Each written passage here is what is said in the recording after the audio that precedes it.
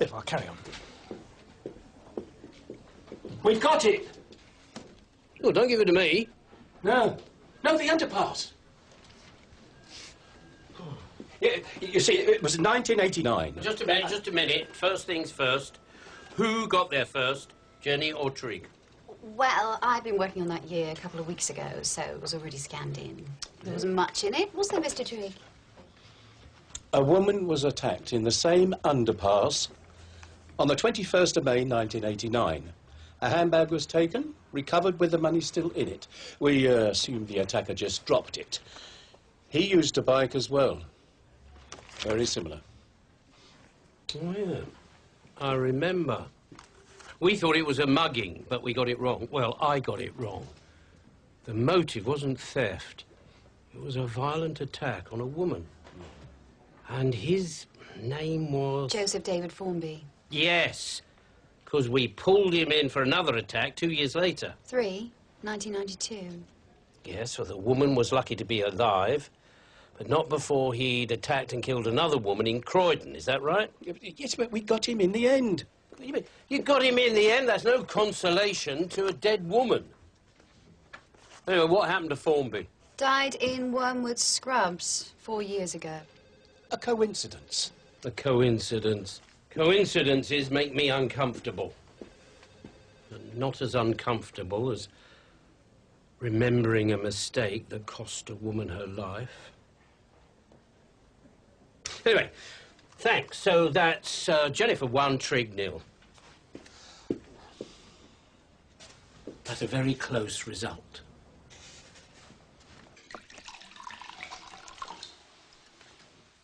Sweetheart, something's happened. This is quite difficult, Neil. It's about Brian Shanklin. Yeah, I know. He's dead. Why didn't you say anything? Not much to say, is there? Somebody stabbed him, Neil. Yeah, I know. Well, school is closed for lessons tomorrow. But there's counsellors if you want to go. I don't know if you want to be with your friends or just stay here. There's no point talking about it, is there? You might need to. People deal with grief in different ways. Well, I don't have much to do with them these days, so I'll just stay at home.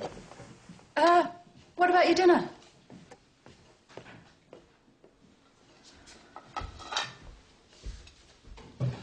Is that shock or just so what?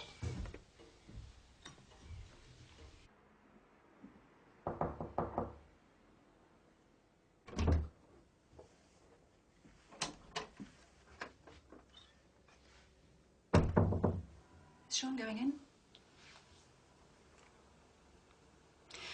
Why don't you give him a text? I've been talking to Dad, and we both think that there's something to be said for being with your friends. Sean can do what he likes.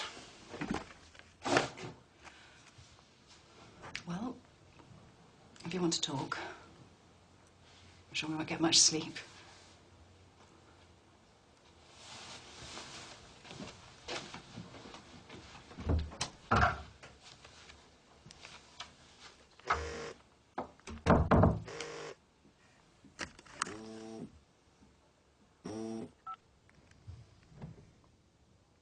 What do you want?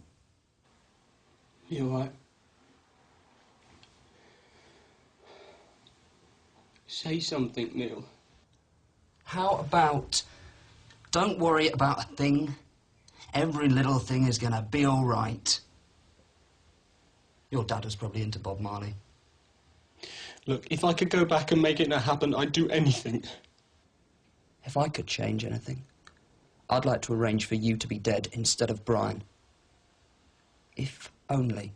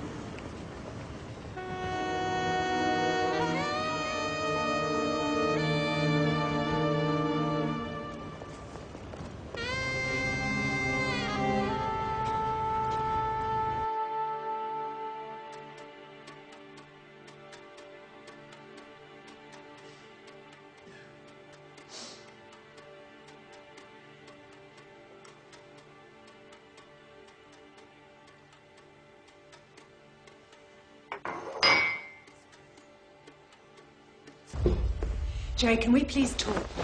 No. We can't just lie our way out of this. It's more important than that. Not another word.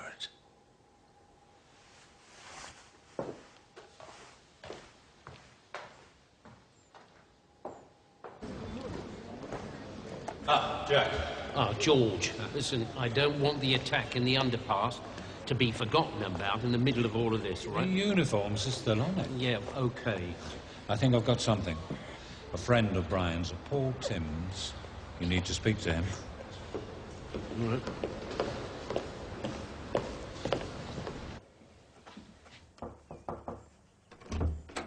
You got your black trousers? They're not in the dirty washing.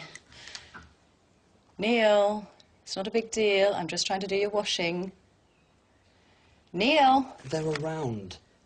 How do I know where? Maybe trousers aren't the only thing I've got on my mind.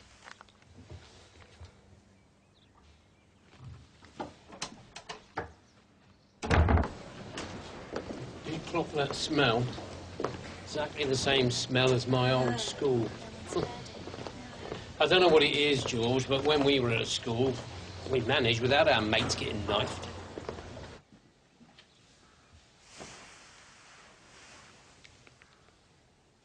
Sean, I don't think your dad is right. But I can't make him listen on my own.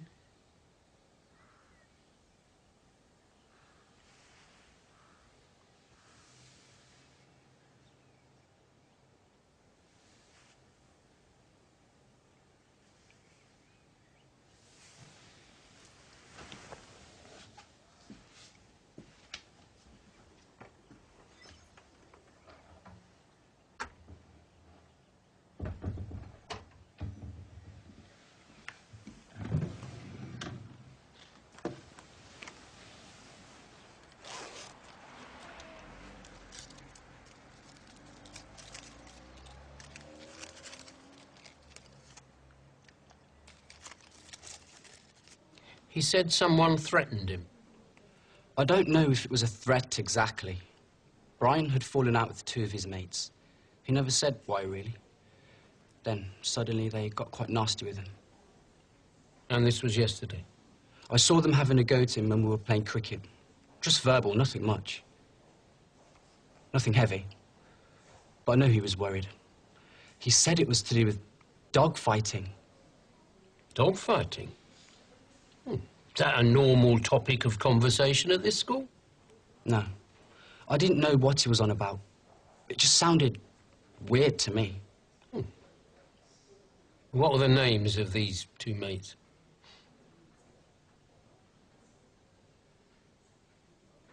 I need to know their names, Paul.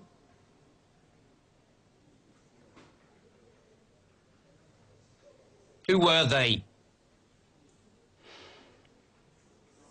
Neil Viner and Gerry Berland.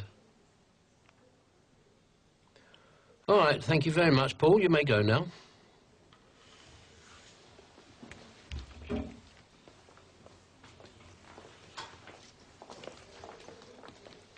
That is who I think it is. Yes. Gerry Berland's son.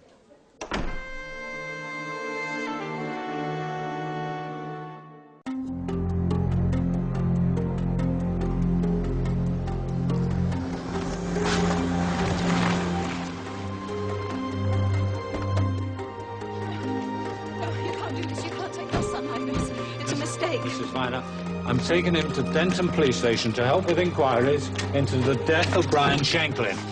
Well, how can Neil help you? He doesn't know anything about it. He can't. I'm sorry, Mrs. Viner.